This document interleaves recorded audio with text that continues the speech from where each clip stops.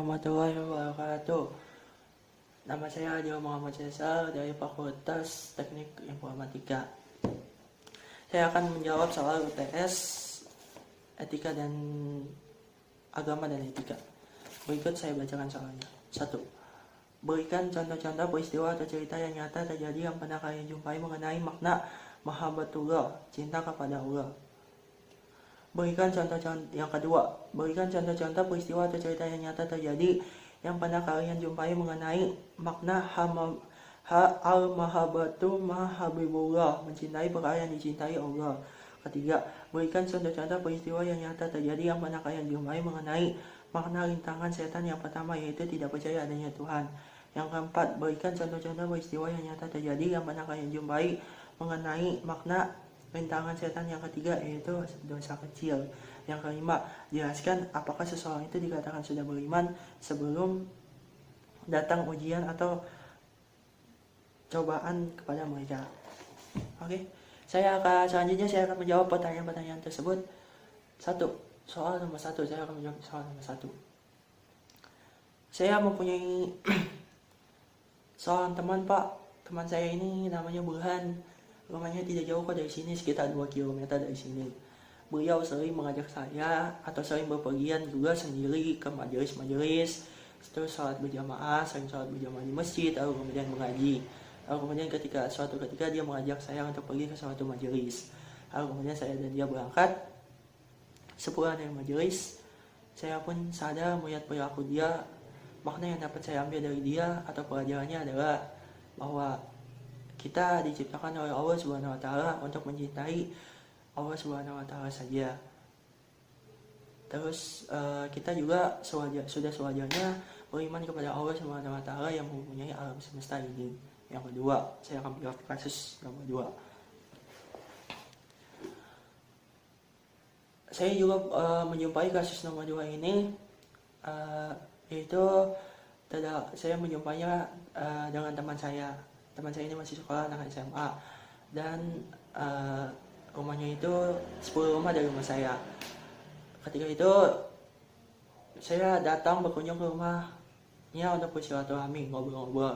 Lalu kemudian dia ini anaknya rajin membantu orang tua, kalau dinasihatin didengarkan lalu dilaksanakan. Lalu kemudian ketika saya melihat, awalnya saya nggak percaya dia yang bilang sendiri, tapi ketika saya datang ke rumahnya, dia lagi sedang dinasihati, lalu dia diam. Lalu kemudian saya datang, lalu kemudian dia disuruh mengambilkan minum karena ketika itu bukan bulan puasa. Lalu dia buru-buru cepat-cepat mengambilkan minum buat saya.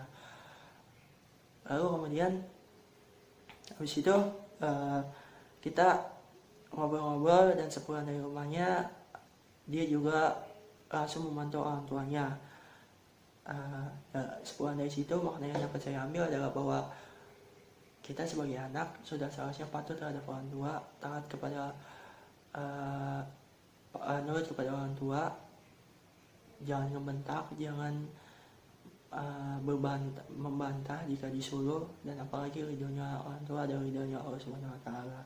Yang ketiga, kasus ketiga ini saya jumpai di tetangga saya.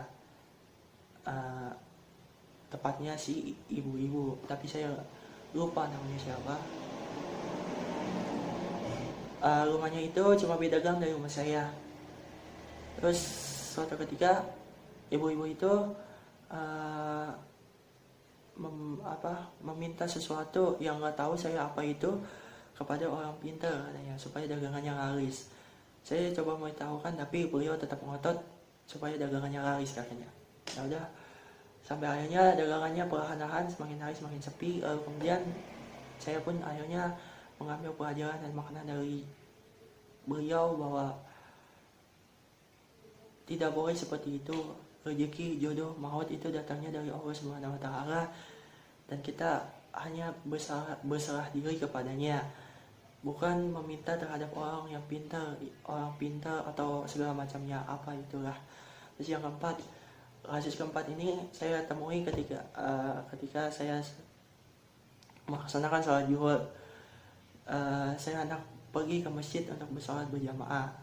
Saya melihat ada seorang bapak-bapak yang memanggil temannya di sampingnya dengan kata-kata kotor, kata-kata nama-nama binatang yang mohon maaf kata-kata yang tidak pantas.